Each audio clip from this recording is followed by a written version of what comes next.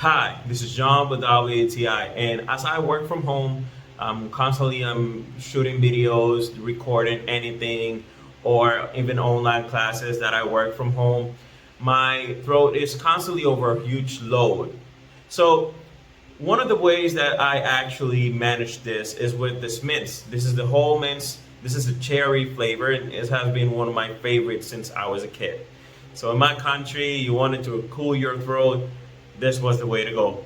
So the cool thing is that whenever I'm in the middle of a class or I'm just doing something and I want to treat myself with something sweet that's not going to be too sweet, but at the same time is going to cool off my throat, this is just a great option. This is pocketable, easy to go with in any places, and obviously having a great smell of your breath isn't going to give you such a huge confidence, and it's going to boost your self-esteem to speak to other people because you know you're just secure, but still take care of yourself.